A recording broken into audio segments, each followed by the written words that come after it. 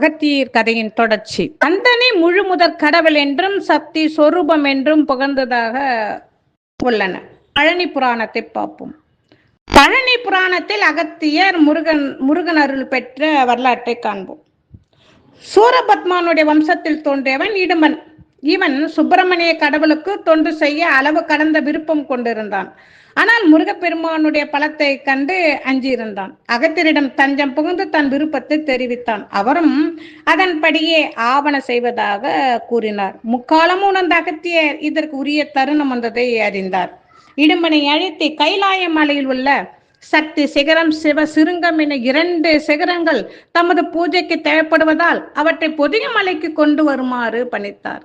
அதன் மூலம் உனக்கு முருகப்பெருமானின் அருள் கிடைக்கும் என்று உரைத்தார். அதன்படியே 2 சிகரங்களையும் தரிசித்து வணங்கி பிரம்ம தண்டத்தை புஜ தண்டகமாகவும் அஷ்டதிக்கி நாகங்களை கயிறாகவும் கொண்டு அந்த 2 மலைகளையும் பாம்புகளால் கட்டி உரி போல தொங்க விட்டு அதை பிரம்ம தண்டத்துடன் இணைத்து அதனை காவடியாக தூக்கி வந்தான். திருவண்ணாங்குடிக்கு வந்த வேளையில் அம்மலைகள் அதிக பாரமாக தோன்ற சற்று இளைப்பாறும் நோக்கில் அவற்றை அங்கேயே இறக்கி வைத்தான். இளைப்பாறை முடித்த பின் மலைகளை தூக்க முயன்ற போது அவை எழவில்லை. அந்த மலை உச்சிகளில் ஒன்று சிறுவன் ஒருவன் அமர்ந்திருந்தான்.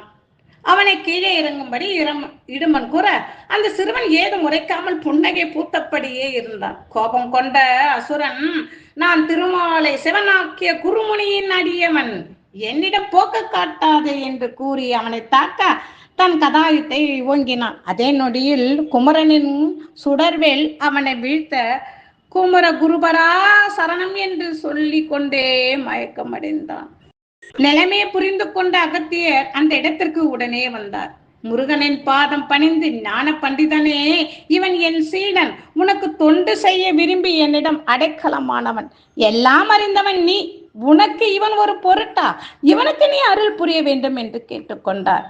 அகத்தியர் மேல் உள்ள அன்பினால் இடும்பனை முருகவேல் மீண்டும் உயிர்ப்பித்தார். அது மட்டுமன்றி அந்த மலைக்கு இடும்பனையே காவலாகவும் வைத்து கொண்டார். அன்று முதல் இன்று வரை இடும்பனையும் அவனுக்கு அருள் பாலித்த முருகனையும் நினைவு கூறும் வகையில் பக்தர்கள் காவடியை எடுக்கும் பழக்கம் தொடர்ந்து நடைபெற்று கொண்டு வருகின்றன. மேலும் அகத்தியர் பழனியில் வழிபட்டது போலவே திருத்தணியிலும் குன்றக்குடியிலும் வழிபட்டு முருகன் அருள் பெற்றார். தமிழின் பெருமை உணர்ந்த அகத்தியர் தமிழ் புலமை பெற ஆர்வம் கொண்டார். இந்நிலையில் காசிக்கு சென்ற அகத்தியர் அங்குள்ள காசி விஸ்வநாதர் வணங்கி வழிபட்ட போது தாம் தமிழில் சிறந்து விளங்க அருள் புரிய வேண்டும் என்று கேட்டுக்கொண்டார். அதை கேட்டு உளம் மகிழ்ந்த இறைவன் திருத்தணிகை சென்று முருகப்பெருமானை நோக்கி தவம் இருக்குமாறு அகத்தியரை பணித்தார்.